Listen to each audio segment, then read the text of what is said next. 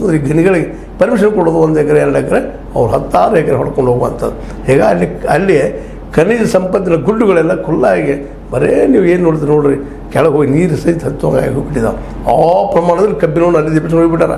ಅದೆಲ್ಲಿ ನಮ್ಮ ಇಂಡಿಯಾದಲ್ಲೂ ಸಹಿತ ಕಬ್ಬಿನ ಆಗಿಲ್ಲ, ಅದು ಹೆಚ್ಚು ಮ್ಯಾಕ್ಸಿಮಮ್ ಎಲ್ಲ ಎಕ್ಸ್ಪೋರ್ಟ್ ಆಗಿ ಹೋಗ್ಬಿಟ್ಟದ ಕಬ್ಬಿನ. ಇದೆಲ್ಲ ಖುಲ್ಲಾಗ್ಯದ. ಇನ್ನು ನಾವು ಕಬ್ಬಿನಕ್ಕೆ ಏನು ಮಾಡೋದು, ಏನು ಮಾಡೋಕ್ಕೆ ಸಾಧ್ಯ ಇಲ್ಲ, ಹೋಗಿಬಿಟ್ಟದ. ಈಗ ಅದ್ರ ಬದಲಾಗಿ ನಾವು ಇವತ್ತು ಹೊಳ್ಳಿ ಅವ್ರು ನೋಡೋದು ಜನಾರ್ದನ್ ರೆಡ್ಡಿ ಅವರು ಏನೋ ಅವ್ರು ಬಳ್ಳಾರಿ ಬರಬಾರ್ದು ಏನೋ ರಿಸ್ಟ್ರಿಕ್ಷನ್ ಹಾಕಿದ್ರು ಅಷ್ಟೇ ವಿನಃ ಅದಕ್ಕೆ ದೊಡ್ಡ ಶಿಕ್ಷೆ ಏನೂ ಆಗಲಿಲ್ಲ. ಅದೋ ಸಣ್ಣ ಮರ್ಡರ್ ಕೇಸ್ ಆಗಿತ್ತಪ್ಪ ಅಂದ್ರೆ ಅವ್ರ ಪಾಪ ಜೀವಾವಧಿ ಎಲ್ಲ ಏನಪ್ಪ ಅವ್ರಿಗೆ ಮರಣದಂಡನೆ ಕೊಡುವಂಥ ನಮ್ಮಲ್ಲಿ ಶಾಸನ ಅದಾವೆ. ಇಂಥವು ಇಡೀ ಜನ್ರೇಷನದ್ದು ಏನಪ್ಪ ಅಂತಂದ್ರೆ ಒಂದು ಕಬ್ಬಿಣ ಆಗಿರ್ಬೋದು, ಖನಿಜಗಳಾಗಿರ್ಬೋದು, ಮತ್ತು ಇನ್ನುಳಿದ ಯಾವುದೇ ಆಗಿರ್ಬೋದು, ಕಾಡಾಗಿರ್ಬೋದು, ನಾಶ ಮಾಡೋರಿಗೆ ಏನು ಶಿಕ್ಷೆ ರೀ ಇಲ್ಲಿ ಅಂತ ಭಾಳಷ್ಟು ಇದು ಕೇಳ್ಕೊಳ್ಳುವಂಥ ವಿಷಯ ಅಂದರೆ ಇರಲಿ. ಈಗ ನಾವು ಈ ಒಂದು 7 ಗಣಿಗಳನ್ನು ಸರ್ವೆ ಮಾಡಲಿಕ್ಕೆ ಹೊರಟಿದ್ದಾರೆ ನಮ್ಮ ಕರ್ನಾಟಕದವರು ಮತ್ತು ಆಂಧ್ರದ ಅಲ್ಲಿಯ ಅಧಿಕಾರಿ ವರ್ಗದವರು ಕುಡ್ಕೊಂಡು B1 ಅಂತ ಒಂದೇನು ವರ್ಗೀಕರಣ ಮಾಡಲಿಕ್ಕೆ ಹೊರಟಿದ್ದಾರೆ. ಅದರಾಗ ಮೊದಲನೇದಾಗಿ ಮೇ 29 ಅಂದ್ರೆ ನಾಳೆನ ಏನಪ್ಪ ಮೆಹಬೂಬ್ ಟ್ರಾನ್ಸ್ಪೋರ್ಟ್ ಕಂಪ್ನಿಯ ಖನಿ ಸರ್ವೆ ನಡೀತದೆ. ಮೊದಲನೇದಾಗೆ ಮೆಹಬೂಬ್ ಕಂಪ್ನಿ ಮಾಡ್ಕೊಂಡಿದ್ದಾರೆ ಅವ್ರದ್ದು ಮೊದಲನೇ ಸರ್ವೆ ಆಗುವಂಥದ್ದು. ಎಷ್ಟು ತೊಗೊಂಡ್ರಪ್ಪ, ಏನು ಕರ್ನಾಟಕದ ಎಷ್ಟು ಹೊಡೆದ್ರಿ, ಈ ಆಂಧ್ರದ ಎಷ್ಟು ಹೊಡೆದ್ರಿ, ಎಲ್ಲಿ ಬರ್ತದಪ್ಪ ಅಂತ ಅವ್ರ ಮೊದಲು ಶುರುವಾಗುವಂಥದ್ದು. ಅದ್ರ ನಂತರ ಬರುವಂಥದ್ದು 30 ತಾರೀಕು 29 ಮುಗಿತದೆ. 30 ತಾರೀಕು ಹಿಂದ್ ಟ್ರೇಡರ್ಸ್ ಅಂತೇಳಿ, ಹಿಂದ್ ಟ್ರೇಡರ್ಸ್ ಹಿಂದೂಸ್ತಾನ ಹೆಸರು ಮಾಡ್ಕೊಂಡಂಥದ್ದೇನೋ ಅವ್ರು ಎಷ್ಟು ಭೂಮಿ ಹೊಡ್ಕೊಂಡಿದ್ದಾರೆ, ಎಷ್ಟು ತೊಗೊಂಡಾರ, ಏನು ಎಲ್ಲಿ ಬಂದದ, ನಮ್ಮ ಕರ್ನಾಟಕ ಮತ್ತು ಆಂಧ್ರದ ಬಾರ್ಡರ್ ಎಲ್ಲದ ಅಂತ ಗುರುತ ಮಾಡುವಂಥದ್ದು 2ನೇದು. ಅದರ ನಂತರ 31ನೇ ತಾರೀಕಿಗೆ ಎನ್ ರತ್ನಯ್ಯ ಅನ್ನುವಂಥವ್ರು, ಅವರು ಅಲ್ಲಿ ಏನಪ್ಪ ಅಂದ್ರೆ ಈ ಒಂದು ವ್ಯಾಪಾರ ಮಾಡುವಂಥವ್ರು, ಗಣಿ ವ್ಯಾಪಾರ ಮಾಡುವಂಥವ್ರು, ಅವ್ರು ಎಷ್ಟು ಭೂಮಿಯನ್ನು ಹೊಡ್ಕೊಂಡಿದ್ದಾರೆ, ಎಷ್ಟು ಎಬ್ಸಿದಾರಪ್ಪ ಅಲ್ಲಿದ್ರು ಗುರುತಾಡೋದು, ಇದು ಬಾರ್ಡರ್ ಗುರುತ ಮಾಡುವಂಥದ್ದು. ಆಮೇಲೆ ಮುಂದೆ ಜೂನ್ 1ಕ್ಕೆ T ನಾರಾಯಣ ರೆಡ್ಡಿ ಅನ್ನೋವ್ರದ 2ರಿಂದ 4ನೇ ತಾರೀಕು ತನಕ ಇದು ಒಂದು ದಿವಸದ. ಇನ್ನು 2ರಿಂದ 4 ದಿವಸ ಅಂದ್ರೆ 3-4 ದಿವಸ ವಿಭೂತಿ ಗುಡ್ಡ ಮೈನ್ಸ್ ಪ್ರೈವೇಟ್ ಲಿಮಿಟೆಡ್ ಅಂತೇಳಿ.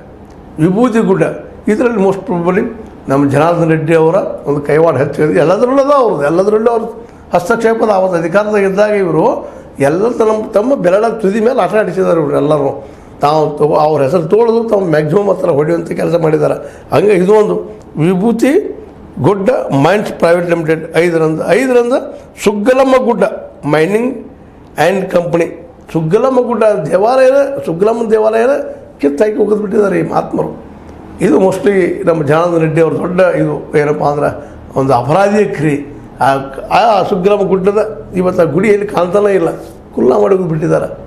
ಇದು ಈ ಸರ್ವೆ ಆಗುವಂಥದ್ದು ಎಂದು ಇದು 2ನೇ ತಾರೀಕಿಂದ 4ನೇ ತಾರೀಕು ತನಕ. 5ನೇ ತಾರೀಕು ಸುಗ್ಗಲಮ್ಮ ಗುಡ್ಡ, ಮುಂದೆ 6ನೇ ತಾರೀಕಿಗೆ ಬಳ್ಳಾರಿ ಮೈನಿಂಗ್ ಕಾರ್ಪೊರೇಷನ್ಗಳ ಗಣಿ ಸರ್ವೆ. ಇಲ್ಲೂ ಸಹಿತ ಅವರ ಎಲ್ಲ ಕಡೆ ಜನಾರ್ದನ್ ರೆಡ್ಡಿ ಮತ್ತು ಕರುಣಾಕರ್ ರೆಡ್ಡಿ ಮತ್ತು ನಮ್ಮ ಹೀಗಂತ ಗೊತ್ತ ರಾಮುಲು ಅವರು ಇವರು ಅವ್ರ ಜೊತೆಗಾರರೆಲ್ಲರೂ ಕೂಡಿನ ಈ ಒಂದು ಗುಡ್ಡೆಗಳನ್ನು ಕರಗಿಸುವಂಥ ಖನಿಜವನ್ನು ಆಡಿಸುವಂಥ ಕೆಲಸ ಮಾಡಿದರು.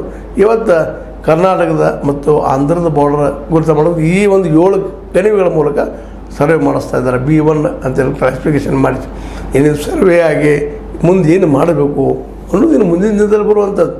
ಆದರೆ ಈಗಾಗಲೇ ಈ ಒಂದು ಏನಪ್ಪ ಅಂತಂದ್ರೆ ಈ ಗುಡ್ಡಗಳು ಖಾಲಿಯಾಗಿದ್ದು, ಖನಿಜ ಖಾಲಿಯಾಗಿದ್ದು ಪರಿಹಾರ ಏನು, ಎಷ್ಟು ವಸೂಲಿ ಮಾಡೋದ್ರ ಕಡೆಯಿಂದ ಅನ್ನೋದು ಹೇಳೋದು ಭಾಳ ಕಷ್ಟ. ಏನಂತ ಮಾಡಲಿಕ್ಕೆ ಸಾಧ್ಯದ, ಎಷ್ಟೋ ದುಡ್ಡು ಇಸ್ಕೊಂಡ್ರು, ಏನೋ ಮಾಡಿದ್ರು, ಎಷ್ಟು ದಂಡ ಕಟ್ಟಿದ್ರು, ಒಂದು ಏನು ಭಯ ಹುಟ್ಟಿಸ್ಬೋದು ಅಷ್ಟು ನಾವು ಜನರಲ್ಲಿ ಇತ್ತು. ಆದರೆ ಹಿಂಗೆ ಆಗ್ತದಪ್ಪ ಅಂತೇಳಿ.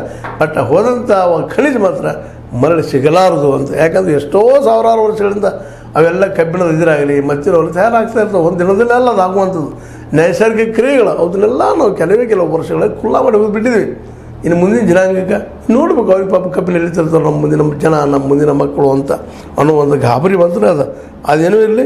ಇನ್ನೊಂದಿಲ್ಲ ನಾವು ನೋಡುವಂಥದ್ದು ಈ ಸರ್ವೆ ಮಾಡೋದಕ್ಕೆ ಮುಖ್ಯವಾಗಿ ಏನಪ್ಪ ಅಂದ್ರೆ ಸರ್ಕಾರದ ಮುಖ್ಯ ಕಾರ್ಯದರ್ಶಿ ಮತ್ತು ಸರ್ವೆ ನಡೆಸಿದ ಕ್ಯಾಂಪ್ ಅಧಿಕಾರಿ ಸಹಿ ಹಾಕಿಲ್ಲ ಅಂತ ಹೇಳ್ತಾರೆ. ಈಗಾಗಲೇ ಕರ್ನಾಟಕದವ್ರು ಹೇಳ್ತಾರೆ, ನಾವು ಗಡಿ ಸರ್ವೆ ಮಾಡಿದ್ದೀವಿ, ಫಿಕ್ಸ್ ಮಾಡಿದ್ದೀವಿ, ಹೋಗಿ ಹಾಕೊಳ್ಳೋದಷ್ಟೇ, ಗುರುತ ಮಾಡೋದಷ್ಟೇ, ಅದು ಸರ್ವೆ ಮಾಡೋದು, ಮ್ಯಾಪ್ ತಯಾರು ಮಾಡೋದು ಅಂತ ಹೇಳ್ತಾ ಇದ್ದಾರೆ. ಬಟ್ ನಮ್ಮ ಟಪಾಲ್ ಗಣೇಶ್ ಅವರು ಹೇಳ್ತಾ ಇದ್ದಾರೆ, ಇಲ್ಲ ಇನ್ನೂ ಆಗಿಲ್ಲ, ಅವ್ರು ಸಹಿ ಮಾಡಿಲ್ಲ ಕರ್ನಾಟಕದ ಪರವಾಗಿ ಅಂತ ಅನ್ನೋ ಮಾತು.